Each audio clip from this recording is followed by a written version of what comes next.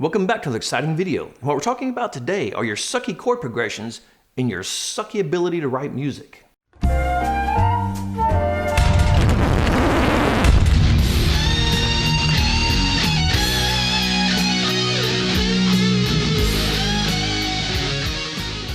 That's right, we're going to talk about sucky chord progressions. One of my favorite things in the world to talk about is chord progressions. Even if they suck, I like talking about chord progressions. But if you're one of those people who love just staying in the 1-4-5 and you want to play the cowboy chords and you want to sing songs about your truck being broken down and how you cheated on your girlfriend with her mother's sister's daughter, then you're in the wrong place and you should probably find Joe Bob's channel instead.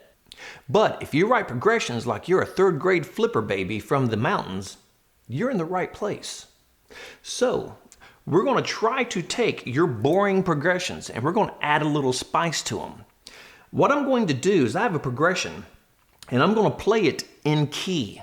All the chords I play are going to be in the key of G major. And the point of this is, I hate to say that, people say, you're breaking the rules. When there's really not rules to music, there's guidelines to music. And there's nothing that says you can't, do A instead of B.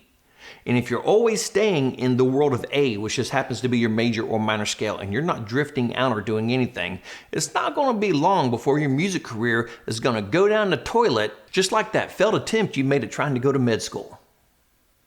So, on that note, let's get started.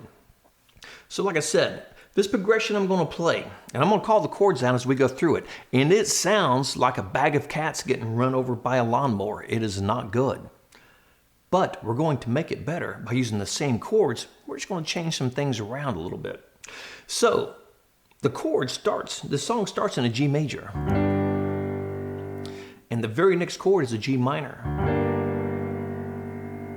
Now, if we stay inside the scale, our G major, G minor, our next chord would be an F sharp diminished to a B minor, to an E minor, to an A minor, to a D major, to a G. And that's all we're going to concentrate on, is that one part of this song. So, just coming out of the gate, one thing that you should understand is there is very few things in this world that sound better than going from a major chord and taking the same chord and moving it to a minor. And it especially holds true if you do it with 7 chords. If we take this G major right here and we move it to a G minor,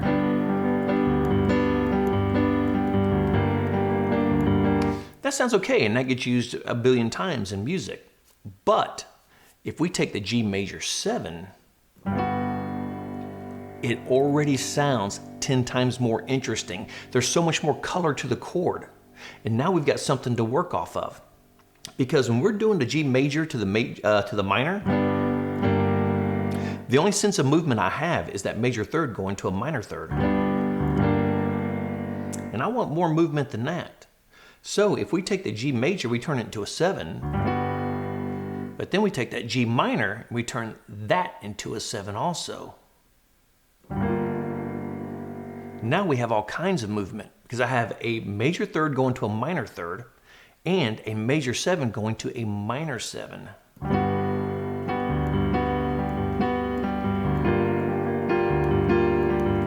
And I love that major to minor structure. It sounds fantastic, and everybody in the world uses that. Billy Joel uses that in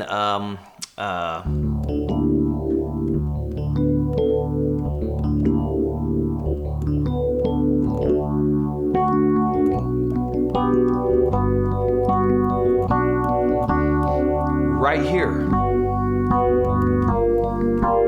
He uses it right there in Just the Way You Are. And that is just a brilliant analogy of how to use those 2 chords. Pink Floyd does it, and I did a video on it on Nobody's Home. I did a piano video on it, and they do it when they're playing the F, and then they go to the F minor. And I absolutely love that. And it makes the music that much more interesting, going from that very happy sound right out of the gate, very uplifting, and then all of a sudden we go very sad fast. And I love how it pulls the entire chord down, and especially with the sevens, because now, like I said, we have a major to a minor 7, a major to a minor 3rd. A lot of movement in that. So if we played that, then our next chord, of course, staying in key, would be a F sharp diminish. And that sounds like piss. So if we do this,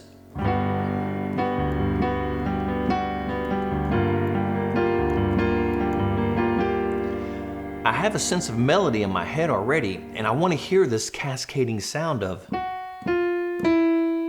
So if we take this E, if we take this F sharp diminished, and we can leave our 3rd minor, but let's just ditch the 5th altogether, that diminished 5th, and let's move it up to an F sharp minor 7. And now I have this sense of movement, complete and total movement.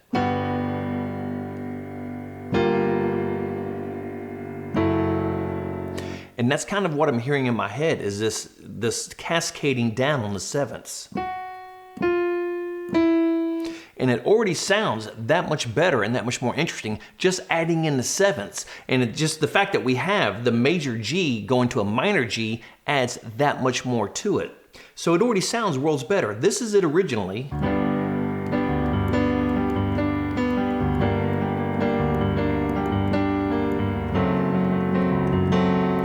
And that sounds terrible.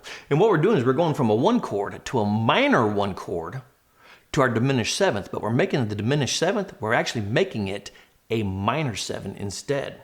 And it sounds like this again.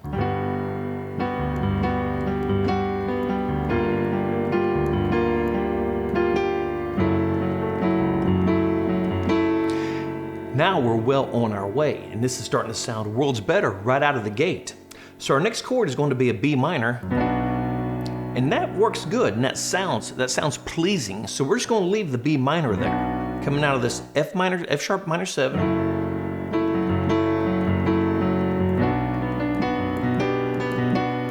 Now our next chord is going to be an E minor, but to me it's still missing something. There's not enough color in this E minor. So what we're going to do is take this E minor and turn it into an E minor 7. And you notice all these 7 chords that I'm using, because 7 chords add a tremendous amount of color. And it takes a boring chord and makes it beautiful.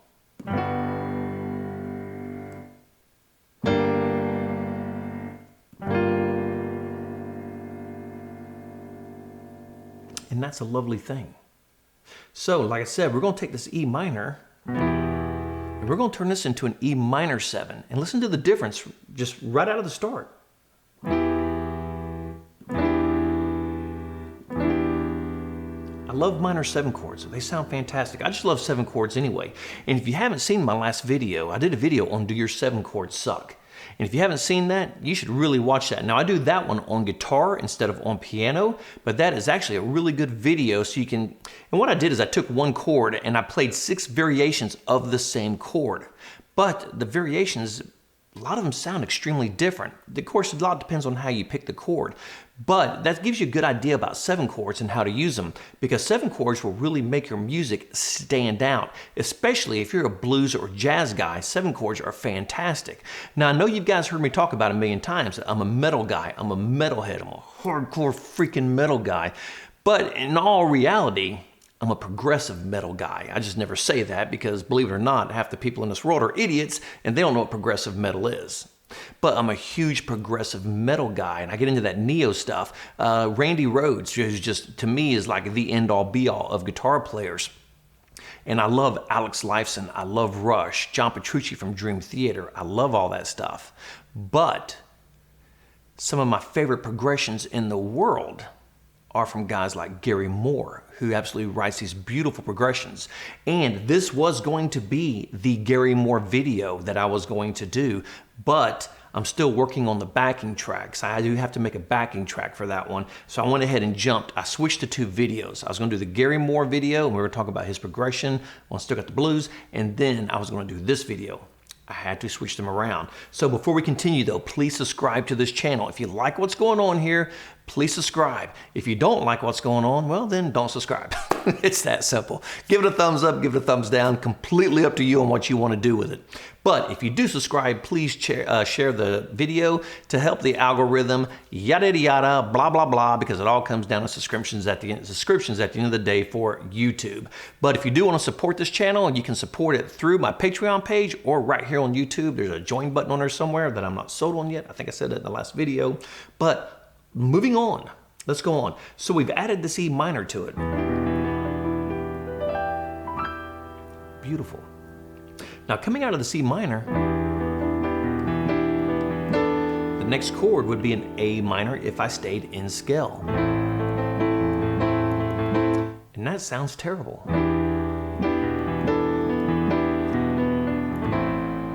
And use that accent A on it, the E minor, and it still sounds horrible. The E minor does not transition, the 6 does not transition to the 2 chord very well.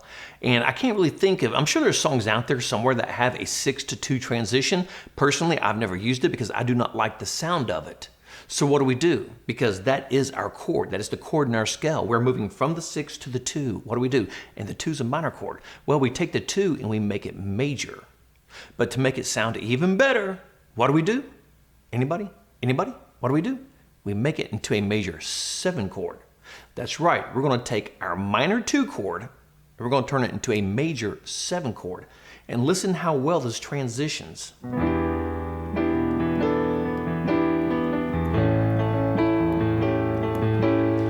Fantastic. It's like the 2 were made to go together. Absolutely brilliant. And keep that in mind. When you're writing a song and you just can't find where to go after that 6 chord, try a major 7 chord instead. Instead of going back to that minor chord, try a major 2 chord and see if that doesn't quite get you out of your little problem you're having, your little empty-mindedness that you're having on your songwriting abilities. So try that instead of going to that minor chord all the time. So we go back to the E minor, 7. Now we're going to go to this A major 7. My next chord is a D major, which is in scale. Then we're going to end it on just a regular G root 3rd 5th. But I got to be honest, I'm not a big fan of that D sitting there. The rest of this song has so much color in it that D just sounds kind of ordinary. And I'm going to play it again from the beginning.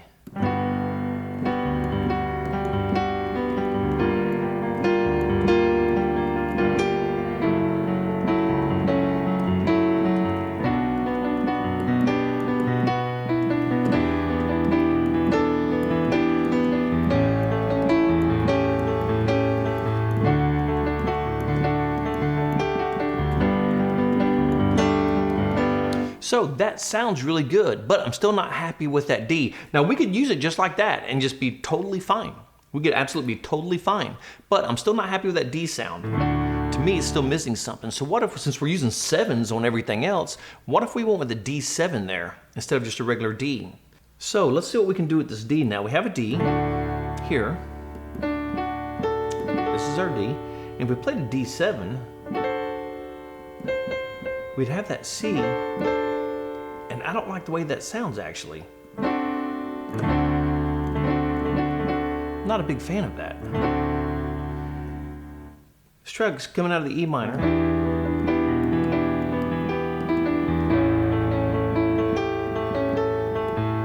If we go to that D7, that doesn't sound good. That doesn't work for me. And the reason it doesn't work is because, remember, we had a minor 2nd, but we changed it to a major. Well, now, coming out of this major, when I go back to that D7, I'm going straight back into a minor. I'm going straight back. I'm losing the C sharp. Even though I'm back in key, it's really clashing hard with that major 3rd. and that doesn't work for me. So let's try a D9.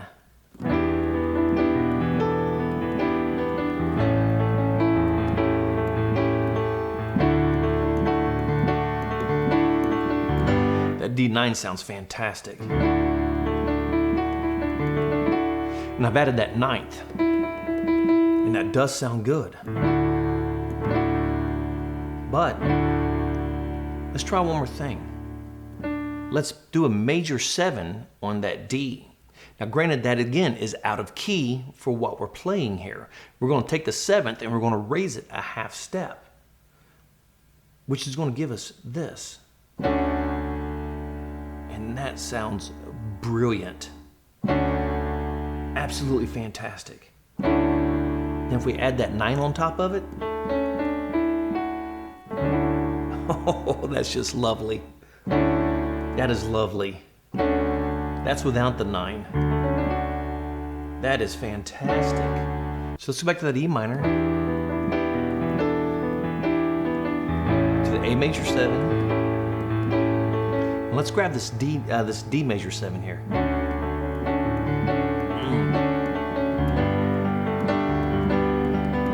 That sounds absolutely brilliant. What I'm doing there at the end of that G is I'm just dropping it down to a suspended second. But that D with that major 7, that is absolutely lovely. And you hear the tension between these two notes because I'm playing them side by side. Now if I played it here, beautiful chord. And you get a lot more separation. But when you play those two notes together, oh, I love that. I love the tension of those two notes only being a semitone apart. That is fantastic. So now we took our boring progression of this, and remember, this is, if we did this and I wrote this all in key, this is what it would sound like. Minus the G minor, that is not in key.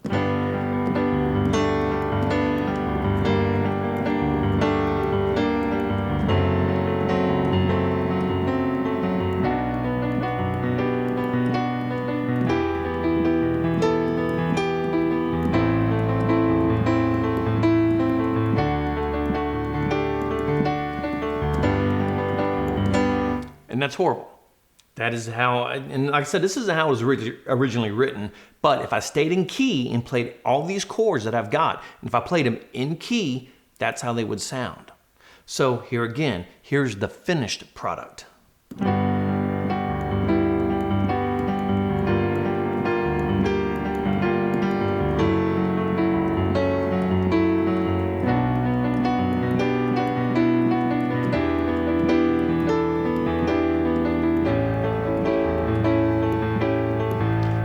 Here.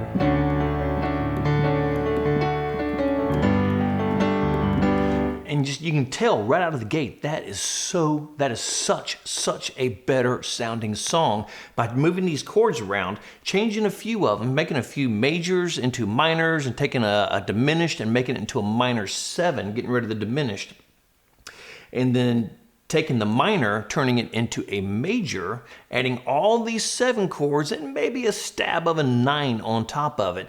It really makes these chords sound worlds better. And now the progression is interesting. Now you've got something somebody wants to hear. And like I said, the absolute beauty of using this major to minor transition in the same chord is it's very interesting right out of the gate.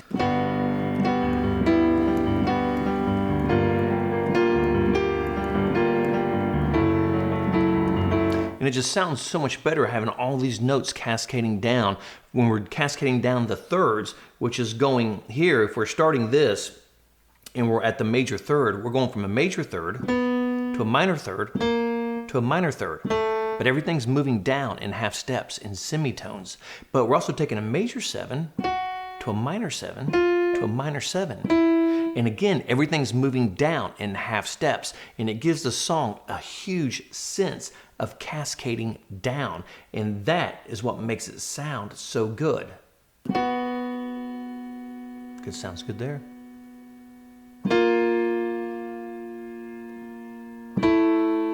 and that is the 7th and the 3rd moving together. And like I said, it makes the song that much more interesting. So if you're writing your songs and you're just in this, you're just like, oh my God, it's just nothing's working out. And you're just sitting here playing the same old boring shite.